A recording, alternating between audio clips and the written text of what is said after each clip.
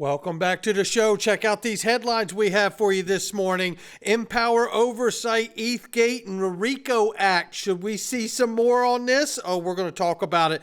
Bitcoin in Shanghai. We're going to get into that. World's largest stablecoin shuts down redemptions. We'll tell you where. Stellar and MoneyGram. Digital wallet, baby. Ron Hammond update in Congress. Brad Garlinghouse prepares for the big fight. And we got two charts you need to see when it comes to crypto and XRP. Somebody roll that beautiful intro.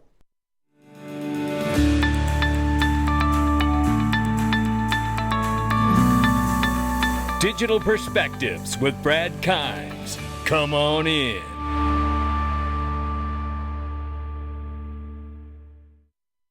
Welcome back to the show. You can follow us on Twitter and YouTube for exclusive content. Right now, it is $1.09 trillion market cap for cryptocurrency. The market is up 0.6%. And who doesn't like seeing a little green on the board, at least in the last 24 here? We see Bitcoin 26,200 plus, $1,590 and change for Ethereum. Tether market cap 83.1 billion plus right now. Number 5 spot is XRP back at 50 cents, up 1.3 on the 24-hour and off by just as much damn near on the 7-day. Let's get into this. Ladies and gentlemen, a lot of people don't know what to do. They're losing jobs. They're making transitions. Well, you can do this with your 401k by moving it and rolling it over into I Trust Capital. That's right. Buy and sell crypto, gold and silver within your IRA. They give you an amazing back office. You have all the power. You have all the control. Take control of your finances and your IRA and retirement. The only thing better than buying crypto at my house is buying tax-free crypto. And you can do that by clicking the link to the sponsor underneath the video. Well, the clock is ticking down till full exposure. Jason Foster from Empower Oversight here. The new FOIA request for former SEC Chair Jay Clayton communications has been submitted, ladies and gentlemen.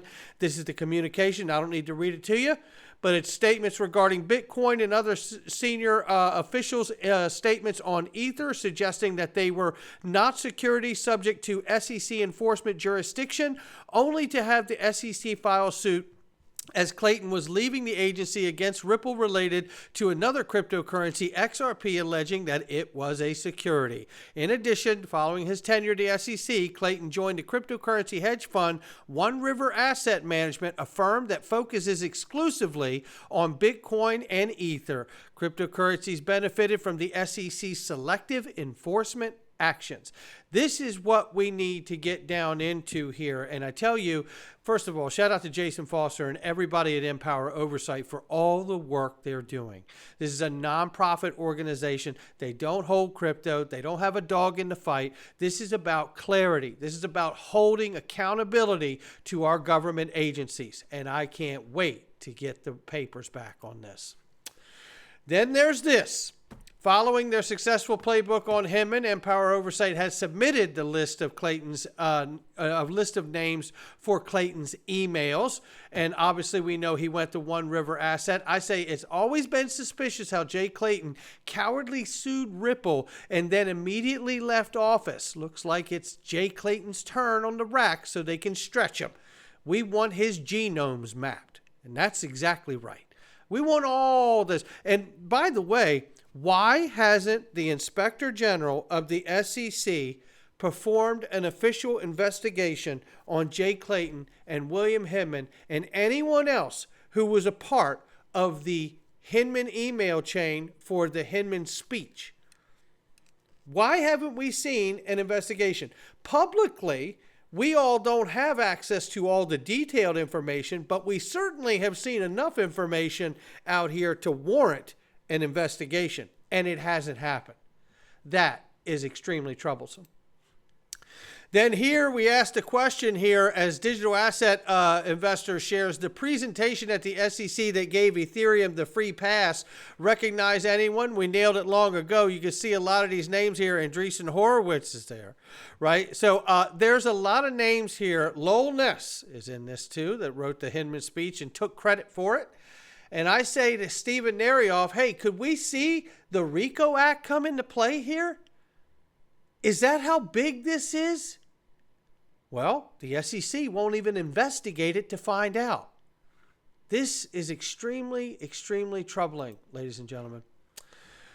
Well, let's move on to this, and we'll keep you up to date on anything ETHGate as it happens, but we cannot let it go until we get a level playing field. We must know that our government agencies are working for all the people and not just the rich ones.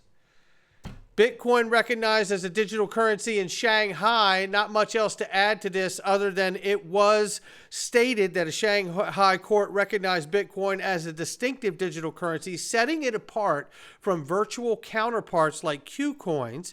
It cited Bitcoin's rarity, global acceptance, and inherent monetary qualities that stands in contrast of China's conventional classification of cryptocurrencies as speculative investments. Well, we'll keep watching that as well. And then there's this. We've always said, why has USD Tether not... First of all, where's the CEO? Why is it always the CTO that is speaking and not the CEO? I think that's led a lot of people to believe that they've been under some kind of capture by maybe the U.S. Treasury or the Fed. Who knows, right? We don't know. That's speculation, obviously.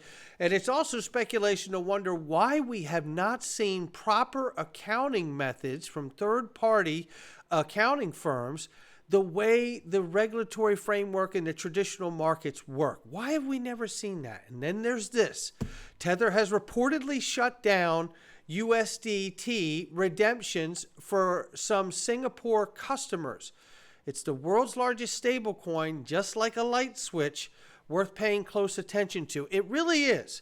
I like what Bertie Smorgasbord says down here. He says, this is always an accident waiting to happen. I'm sure it's connected to Evergrande liquidations, as there's been news of that again this week. Tether is backed by a lot of paper assets tied up in the legal disputes revolving around Evergrande. No smoke without fire. Mr. Mann comes in and says, once this Tether fiasco unravels, the real show will begin. This is what I've been talking about here from the channel as well, and shout out to these gentlemen for the conversation and post here. You know, this is a major concern. I even open up the show most days and say, we still don't know how the U.S. government, the U.S. Treasury, the private Federal Reserve feel about USD Tether being the largest stablecoin, offering the only product that the Federal Reserve sells, dollars. And not a peep out of the U.S. government or the private central bank, the Federal Reserve. Isn't that interesting? Well, let's get on to this, because this is very good news right here. Danelle Dixon, shout out to you from Stellar Foundation, watching Alex Holmes unveil MoneyGram's groundbreaking non-custodial digital wallet live right now at Meridian just an hour ago. Love more opportunities for cross-border payments. Absolutely, we do too.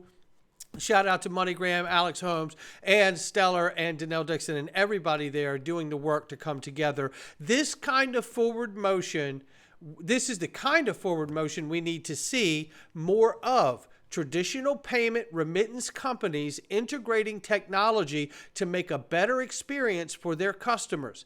This is what connects us all to the fourth industrial revolution.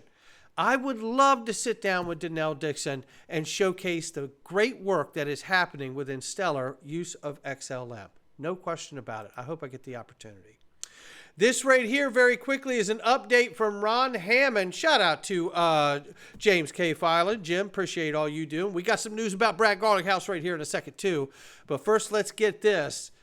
This week in Congress and crypto, happy shutdown Gensler week. While most folks are rightfully focused on the likely shutdown, crypto has a big week in D.C. Gary Gensler in front of Financial Committee, Brian Armstrong on the Hill, and rumors of a pathway for crypto legislation. However, shutdown first, it is seeming more and more likely that there will be a shutdown in the fractured House Republican division and Senate going in their own direction. For crypto, the longer shutdown goes on, the more various bills, including FIT market structure and stable coins, get pushed. It says on Wednesday, SEC chair will be in front of the Financial Service Committee for the second time this year. Crypto will come up a decent amount like last time. Much has happened since Gensler's last testified, including Ripple Grayscale decision, Coinbase enforcement action, and Prometheum. And then we see here, this is also the first time Gensler has testified since the very same committee passed legislation on stables and market structure. Efforts largely opposed privately and publicly by the chair. There are other issues around environmental sustainable goals and private fund rules that will also come up. Says here, the looming shutdown through many Ds will use their time to hit the Rs given the disarray the House is in with the shutdown. It will be interesting to see which Ds pivot for the macro political shutdown message and be critical of the SEC on crypto on other issues. Now, with that being said, while Gensler hearing is about oversight of the SEC is a pretty divided contrast at the senior level. Many in the industry know Hester Peirce, but keep an eye on Commissioner Ueda, I think it is, forgive me if I've said it wrong, who has a good take on SEC crypto actions like this one highlighted. We won't get into it today, but we will keep a lookout to see if we hear anything from that person, that commissioner. And it says here, with all the drama on the Hill this week, Coinbase is launching a major educational campaign this week on crypto. Brian Armstrong coming in town to educate policymakers and staff on benefit of regulated crypto environment. They've been a welcome force in DC. Then he goes into a couple other issues, which I encourage you to go read, that I cannot show here on the channel because YouTube, I feel, is run by, I can't even say, an organization that is opposite of freedom in the United States. But that's a personal opinion, and I could bring facts to it. But that's for another day. But read the rest of this thread. What I will say is that what it comes down to here is we need to watch and see how much the shutdown impacts the idea of getting some kind of legislation for cryptocurrencies before we head into a campaign season politically. It's very, very slim. The window is closing quickly. All right, well, we knew it was coming here. Brad Garlinghouse is rolling out the heavy artillery for his defense, as he should. And we're glad to hear it right here. And we hear this from Jim. Shout out to him. He says, Attorney Raul Mouquet of Clearly, Gottlieb, Steen, and Hamilton has filed his appearance on behalf of Brad Garlinghouse, which tells me the fight continues, ladies and gentlemen. I know there's been a lot of speculation about whether there would be an announcement of a settlement or an IPO at the proper party. I happen to believe that all we're going to see is exactly what they said on their face value, is that it's a celebratory event for the win that we've already received in the court case. And isn't that enough for now? I know we all want to be past it. And I can guarantee you this, I'm sure that there's no one in the world that wants to be past this more than Chris Larson and Brad Garlinghouse, who have been personally, really, I think, smeared throughout this entire process. So you can bet if they could get this over yesterday, they would love to have this over. So, you know, look, but at the end of the day, I happen to still feel we may be going all the way to the Supreme Court, and just prepare yourself for that, and anything short of that should be a victory as well. So that's where we are there. But this is just a quick insight from XRP Captain here in the background of the gentleman that will be representing Brad Garlinghouse. Areas of experience here: anti-corruption, cybersecurity, privacy, litigation, arbitration, white-collar defense and investigations, compliance and integrity. And we see his clerkship and everything else to go with it here. So we know that he's got heavy artillery there. Shout out to you, Brad. No doubt about it. We know you got this. Victory will be had. Speaking of victory will be had, it's Zone A and Zone B for MoneyGram Crypto, and some great points here on this chart. Let's quickly run through this. I'll be quick here. Untouched steel foundation of Zone A, we'll get back to the diagram in a second, stood unscathed, while Zone B's foundation crumbled during the previous brutal bear market. Bulls in action, notably in June 22nd, or June 22 and September 22 and January 23. XRP flirted with breaching the steel foundation, yet the bulls valiantly defended it, painting an exceedingly bullish picture. 3, the resilient range. The chart unmistakingly highlights the 80 cent to 85 cent range as a historical battleground. XRP has never closed a full-bodied green candle above this threshold, perpetually donning a red shroud during the bear market descent. It says the imminent transformation, it's crystal clear that the next time we witness one monthly green candle closes above 83 cents, one monthly green candle closes above 83 cents, It will mark the birth of the next steel foundation. In plain English, you might never acquire XRP less than $1 in your lifetime. How about that? Brace yourself for the range of $2 or more. This is where the FOMO and fear of missing out phenomenon is poised to ignite like a wildfire. Let's get back to the diagram really quickly. And I've got one more chart you need to see before we get out of here. Here's the Zone A, Zone B, the steel foundation he shows here, and where the breakdown happened in Zone B here. But there is that 83-cent line, and if we get a 1-month candle to close above that line, watch out, $2 plus. That would be very exciting. Now, we know that the dollar Dixie chart correlates in an inverted correlation to crypto. If the dollar's doing well, crypto does bad. If the dollar's doing horrible, crypto does well. That's the correlation historically. Well, this is what we see here, right? The dollar is in validation range, punishing the bulls. It says here it's pushing up. But will it hold? Will it break and come down? Now, I'm not one to wish the dollar to do bad. So I say this. We know that if the Dixie is hot, which is the dollar index, then crypto is not. This is why I want to see utility become the price driver of crypto and not speculation. This is growing pains, ladies and gentlemen, and that's how early we are. Utility is not the price driver of this market.